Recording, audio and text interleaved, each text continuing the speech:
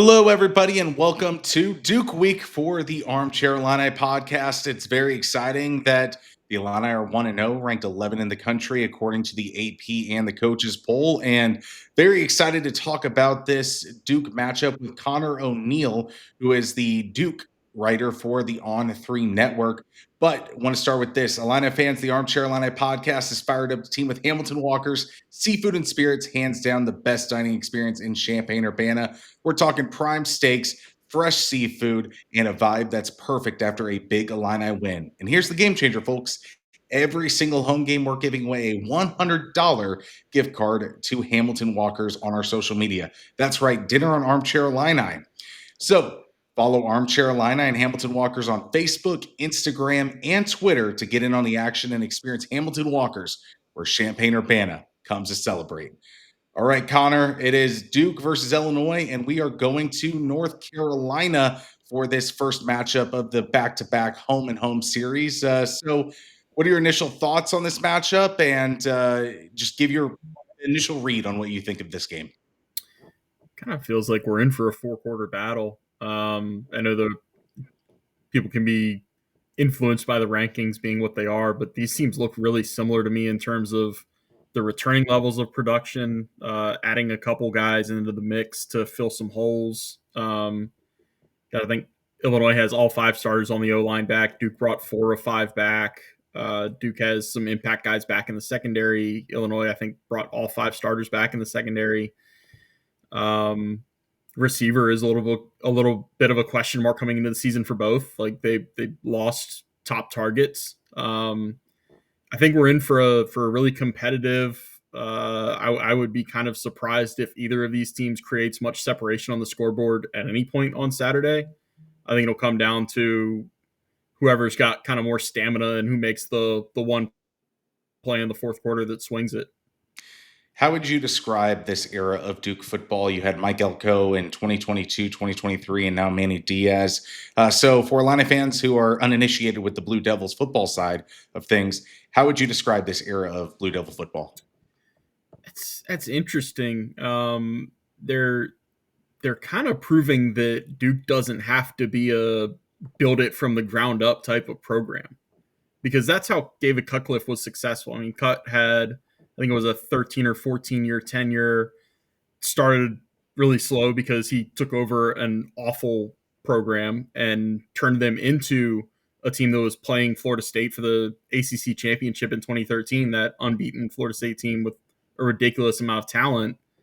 But then, COVID didn't do Duke any favors. They really kind of lost their conditioning and strength from that standpoint and really never recovered from it. Like 2020 was awful, and then 21 they were awful again, and that's how David Cutcliffe's tenure ended. So Mike Elko comes in and you're thinking, okay, it's going to be another slow drip build back to where Duke was, and all of a sudden he wins 9 games. And it was a little bit of an easy schedule that year, but you still win 9 games at a place where they had won 5 the previous 2 seasons combined. And then follows it up with an 8-win season, beating Clemson to open the season on Labor Day night. And that was good enough to propel Mike to Texas A&M. Manny Diaz comes in and you're still kind of skeptical. Like, okay, well, maybe Mike Elko is just such a good coach. And Manny Diaz, Duke fans and people around the ACC were familiar with Manny because of his Miami tenure. You're kind of skeptical, okay, maybe this is the one that they have to build it. And they're still a 9-win team last year. And again, I mean, the schedule played out a little favorable, but it's kind of been 3 years going on year 4 of figuring out, okay, Duke doesn't have to play the developmental program card all the time. Like they can get big time transfers in, they can get impact guys into the program. They can recruit at a high level. I mean, their recruiting class last year was 34th, which might not jump off the page at you, but it does when you consider the previous 7 classes, the average rank was like 57th. So it's it's a shifting tide. I don't know how much perception there is of that from outside of Duke, but it is a program that's kind of proving that it doesn't have to always be what it's been. All right, Darian Mensa, transfer from Tulane, sophomore out of California. Last year, 22 touchdowns, 6 interceptions for Tulane. This year at Duke, what are the expectations going forward, and how can Illini fans, what can Illini fans see from Darian, and how successful do you think he can be against this Illini defense? Based on week one, which comes with all the caveats of it being an FCS game. I know you guys are familiar with that, with the way you're talking about Absolutely. the start of Illinois season. You're going to see a precision passer. I mean, 27 of 34, and off the top of my head, he had 2 drop passes, and I think threw another one out of bounds. So you're talking about only 4 incompletions that really might have been his fault, or poorly thrown balls out of 34. That's really good, and it's also not exactly what Duke fans have been accustomed to. They've won these games the last 3 years.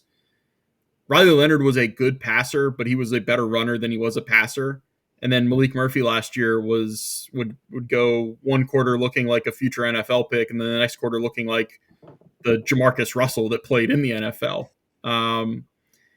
So the consistency, the poise in the pocket, the ability to move his feet, that was one thing that Duke just had to upgrade. Malik Murphy's feet were just kind of cemented into the pocket last year, and if he didn't hit that back foot and have the ball coming out, and granted, he's got a hell of an arm, but he was immobile in the pocket. Darian Mensa is not immobile. In the first pass that Duke had him throw, he rolled out to his left and threw across his body for a 30-yard completion to Cooper Barkate. So they kind of proved early and proved often against Elon that, hey, this guy is mobile. We can do a little bit different with him. He can reset the pocket. He can keep plays alive. He scrambles to throw. He doesn't scramble to run as much. At least that's my understanding of his game. And it again, all the caveats, all of that comes with it. But he is a much better fit in Duke's offense and what they want to do than they had last year. We'll get to Connor in one more second. The Armchair Illini Podcast is pumped to team up with Campus Inc., the official Illinois NIL store. Get officially licensed gear from your favorite Illini stars, Luke Altmaier, Terrence Shannon Jr., Kofi Coburn, and a lot more. Support your favorite athletes and rep the orange and blue. Use code Armchair Illini for 15% off today. That's Armchair Illini for 15% off the Campus Inc.'s official Illinois NIL store. So, Connor, you look at the weapons that Darian Mensa has. Are they going to look to run the ball, or are they looking to pass? And if they're going to pass, who are some of those targets that the Illini defensive backs are going to have their hands full with? That's interesting because I think, correct me if I'm wrong, I think Illinois' pass defense might be a little better than its run defense right now. Yeah, I would say so. I'd say Gabe Jacquez is going to be a great dual threat run stopper, pass stopper, but the defensive backs Illinois has, it's kind of turned into a miniature DBU. I'm not going to say they're the DBU because that takes a lot of defensive backs in the NFL to get to that point, but they're raising a good little community college of NFL DBs.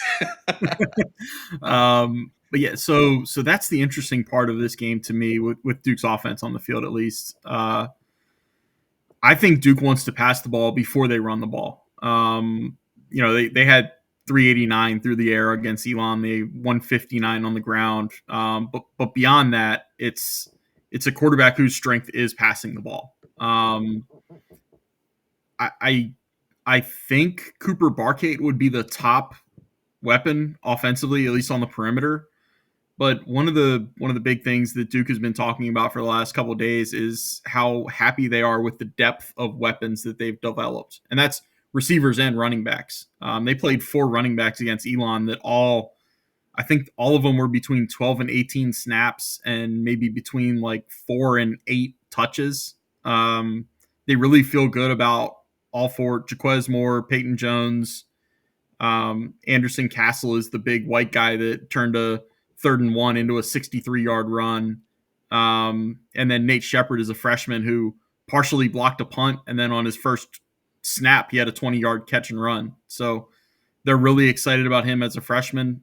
He's the one that they'll kind of, I don't know how much they'll rely on him this game. I think they'll be picking their spots with him, but Jacquez Moore and Peyton Jones are kind of the bell cows in the backfield. I would lean toward Duke at least making the first effort to throw. They're always an offense that tells us they're going to take what's given, though. So if they see some run boxes, they're going to try to stick it up in there. Defensively, what is Manny Diaz like? Is he a blitzer? Is he like man to man? Is it a zone? What is he going to try to do to make Luke Altmaier's life difficult in the pocket? It's get upfield as quickly as humanly possible. And it was kind of wild last season. Like they're telling us the differences in the defense and what they prioritize, and it's just defensive ends get up the field as fast as possible, and defensive tackles beat your matchup, from the jump. And the way they explain it, it's like, well, why doesn't everybody play defense like this?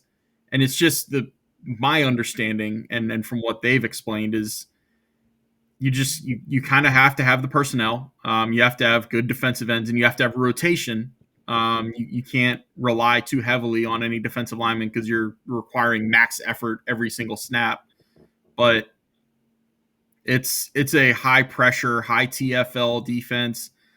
I thought they would give up more explosives than they did last year, but it's not a defense that yields. It's not the high risk, high reward defense that you would think with a program that I think last year they were second in the country in TFLs per game and then fourth in sacks per game, and they really didn't yield the huge plays that you would expect if you're bringing cover zeros or anything like that.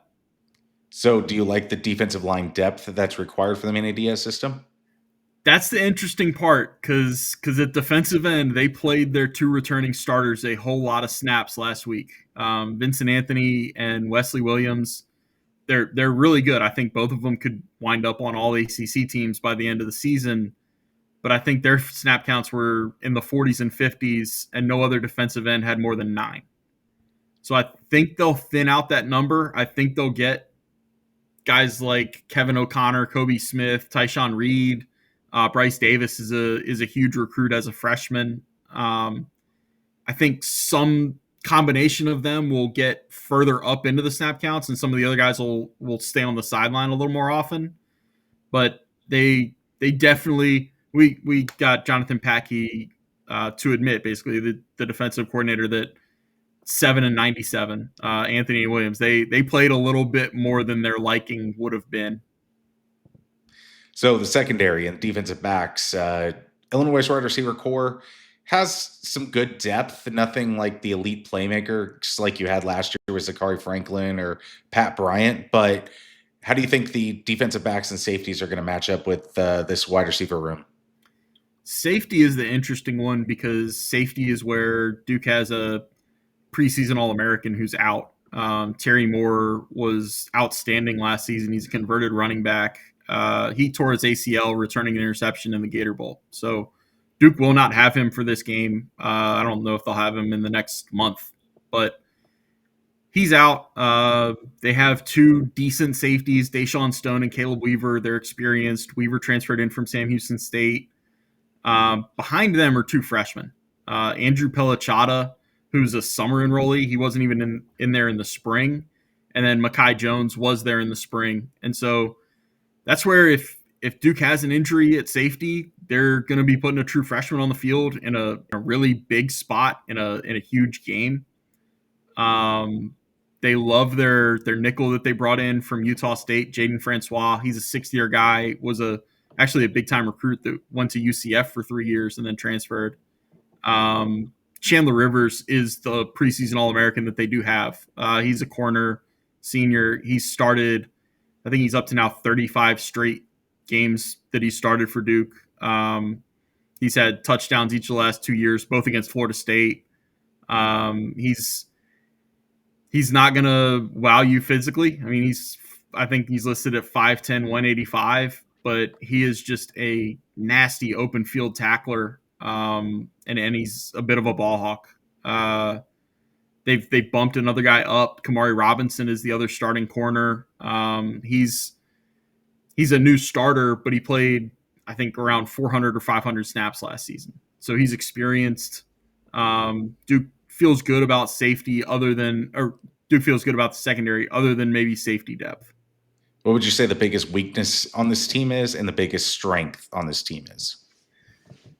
Biggest weakness right now, Duke's linebackers were a little less than impressive, and I don't know if that's easily correctable game 1 to game 2. I mean, that might fall into the category of the biggest jump a team makes from week 1 to week 2 is, or the biggest jump a team makes in the season is week 1 to week 2. They've got some experienced guys. They've got some talented guys there. They just did not grade out very well against Elon. Biggest strength for this team, I go to how many different ways they look like they can hurt you on offense. You have 4 returning starters up front on the offensive line. They're all big. They're physical. Like a lot of people, Duke has caught some teams off guard in the last few years, being the more physical team. Like the first team that comes to mind with that is Clemson. 2 years ago in that season opener. I don't think Clemson was ready for how physical of a team Duke was. And so their physicality mixed with the playmakers that they have offensively, I think this is a dangerous offense. What is the excitement level for Duke football by the fans? Like, I know you have an outstanding basketball program year after year after year. You have Cooper Flag, #1 pick, all that hype. But where does it come to Duke football? What's the excitement level? It's interesting, man. You try to tell people that this is a program that they can buy into and support, and sometimes it kind of feels like there's 2 different versions of Duke fans. There's your Duke fan that is a fan of more than just the basketball program, and then there's the Duke fan that is the stereotypical Duke person that cares about Mike Krzyzewski, John Shire, Cooper Flag, everybody that comes to the basketball program, and could not name you a starter on the football team. So you're hunting to find the people that want to be invested in Duke football also. I don't know what the crowd turnout is going to be. I know Duke is stressing itself to fill the place with blue shirts, blue jerseys, whatever. But it takes so much time to change the perception. And I'm sure the basketball program probably went through this in like the 70s and 80s, but Duke football has not been a ticket drawer for so long and so many years. I mean, they're about 2 decades removed from having back-to-back 0-11 seasons. So it does still take so much time to get people emotionally invested and to buy into, okay, Duke, it's not just a fluke when they win 8 or 9 games and go to a decent bowl game. Like, they can do this frequently. Looking at the way college sports are going, football is so important. How do you think that the university has done allocating resources to the football program, even with having that elite level basketball program? Because you still need you still need football to be really good to drive decisions on conference affiliations and stuff. So, how do you think that Duke has done allocating those resources to football? That's where hiring Mike Elko kind of signified that Duke was not going to kind of rest on the laurels of its basketball program, just have the basketball program drag it to wherever the next round of realignment goes. They committed to him, and then they stayed committed with hiring Manny Diaz, with hiring a guy that had been a power, I guess at the time, Power 5 head coach and had been a defensive coordinator for the past 2 seasons at Penn State. He probably could have waited for a better job or taken a better job had it presented itself. But Duke's commitment to football that probably wasn't to that level, even with David Cutcliffe going to bowls in most seasons and competing for an ACC championship. So there is an understanding at Duke that, yes, like basketball is always going to be the thing that's talked about first and foremost, and everything about it is going to steer the boat. But there is an understanding that like they can't ignore football. Maybe they didn't ignore it in the past, but they certainly can't push it to the side as often as, or to the extent that they were, say 5 or 10 years ago. Final question for you, Connor. Who do you think wins this game, and what's going to be the reason why that team wins? I hate making predictions. Uh, I did. I already wrote it, so it's kind of like the ice has been broken. I think Duke wins this game. I think I have seen. Obviously, I'm going to be more familiar with Duke. I have seen Duke win some games in fourth quarters that I did not think they would win the last 3 years. I know it's two different coaches, but it's kind of the same culture that they've had, and it's a lot of the same players. And then the other part is Duke's lost 3 home games in 3 years, and those games were to Notre Dame and Sam Hartman converting a 4th and 16. It was to SMU last year when somehow Duke scored 0 points off of 6 turnovers. I never want to even see another team go through that. It was just ugly football. And then they lost to Drake May in North Carolina in a thrilling game 3 seasons ago. So they've done a great job at defending their home turf, and I think that even if the crowd doesn't play as big a factor as it might in other home environments, I think Duke at home will push it over the edge for me. Connor, I want to thank you for joining the Armchair Illini podcast. And where can people find your work? Yeah, Devils Illustrated is part of the On3 Network. It's got a long address, but if you just type in duke.rivals.com, I'm pretty sure it'll get you to where you need to be. Coverage all week. Working on a story right now that'll probably be up before you hit publish. So it's all good stuff. I appreciate the time, Connor, and have a good time covering the game on Saturday. Thanks, Austin. Appreciate it. And that was Connor from the On3 Network. And this has been the Armchair Illini Podcast. Like, share, and subscribe. Thank you all for joining us. And we'll be back next week to break down the results of the Illinois versus Duke football.